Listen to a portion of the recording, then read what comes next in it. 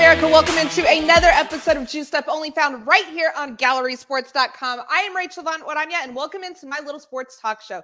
Super Bowl is here, so it's probably what I'm going to be talking about the most this week. So I brought in Paul Gallant. He's the host of the Paul Gallant Show on ESPN 97.5 right here in Houston, Texas. Paul, thank you so much for joining the show today. Let's get right into it. If I told you at the beginning of the season that the Eagles were going to be representing the NFC in the Super Bowl this year, would you have believed me? I actually could have. There was a lot of conversation going into the year about how Philadelphia's schedule was going to benefit them a lot. I didn't think it would benefit them like this, though. I thought there's a chance that they would have maybe the 1 or the 2 seed and that they would maybe be done in by a playoff team that we're a lot more used to, maybe San Francisco, by the time the conference championship game rolled along. But man, this is a deep team, and Jalen Hurts has had an incredible season to go from where he was a couple of years ago, where it looked like he wasn't necessarily going to be anywhere close to a lock to be a starter his entire career. Now he looks one of the top 10 in the game. So I think a lot of it has to do with him, but man, they are loaded on the offensive line, the defensive line, and that they are here going up against their old coach, Andy Reid, is something else. So let's start with that, Paul. There's a lot of storylines, especially if you're watching the national media, that have been talked about ad nauseum. But I got to ask, which storyline of the Super Bowl is the one that you're the most interested in, right? First time two brothers have ever faced off against each other in a Super Bowl, Travis and Jason Kelce. You have Andy Reid versus his old team, obviously, like you just said. First time two black quarterbacks ever faced each other in a Super Bowl. Like, which one of these do you think which are you most entertained by? I'm most entertained by Andy Reid going up against his old fan base and his old team, because as someone who has half of his family from Philadelphia, it has always been fascinating to me to see the way that they've talked about Andy Reid as if he wasn't that good of a coach when he was running the show in Philadelphia. They did get to 4 straight NFC championship games. They went to a Super Bowl. They could have won it if maybe they were a little bit quicker towards the end of Super Bowl 39 against the Patriots. I want to see how Philadelphia Eagle fans feel about the way that they treated Andy Reid at the very end. Say the Kansas City Chiefs and Patrick Mahomes end up taking him down. I know that you have a sister, and I know that she's very accomplished in life. But I also know that you probably think that you're your mother's favorite. Now, I mentioned earlier, talking about Travis Kelce versus Jason Kelce. Their mother has become pretty famous lately, but people really want to know, who's her favorite kid? I'm curious to know, who do you think is her favorite kid?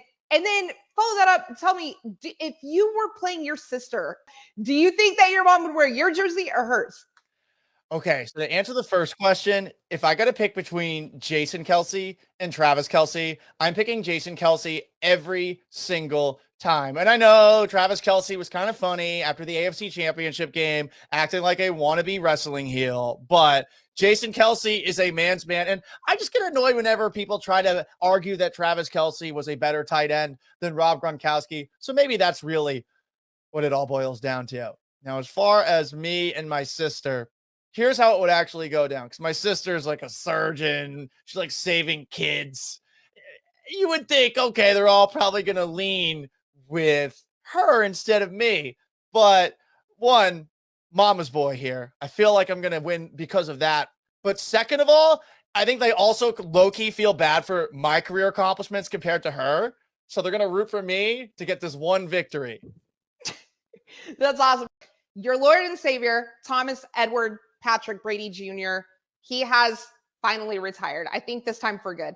Patrick Mahomes is here, okay? And I will no longer refer to him on this show as the baby goat, because he is now the goat, because the OG goat has retired. You following me? So yeah, I get you. Paul, how are you handling this retirement emotionally? Because I know you love you some Tom Brady. Are you ready to concede that the new goat is here? Rachel, I'm down so bad, I thought about buying that sand that no was bought. I thought about it. I mean, it got out of my price range. After all, I'm on a radio salary, so it was a little bit too pricey. But yeah, I mean, I'm watching highlight tapes of Tom Brady from 20 years ago, and I'm realizing, oh my God, it's over. What do I have to cling to? What do I have to say? I rooted for this, making me better than you. I don't know. It's a bummer. Mahomes is really good. I think from a talent perspective, he might be the best that we'll ever see. And this start, 5 straight AFC Championship games at Arrowhead, it's really impressive. Yeah, it is impressive. Okay, so we've talked about Jalen Hurts. We know he's good. He is greatly improved. Obviously, he did a lot of work in the offseason to get to where he's at as a passer this year. We know who Pat Mahomes is. We know how good he is. I want to know, how do you see the Super Bowl going? How's it going to play out? Well, Philadelphia's the better team, top to bottom. I feel like from the trenches, especially, that's an offensive line that actually could handle Chris Jones as pass rusher for Kansas City. And I think the only way that Kansas City wins is Chris Jones has another monster game, which he's definitely capable of doing. You saw him do it against the Cincinnati Bengals and that offensive line of theirs, but they're missing some guys.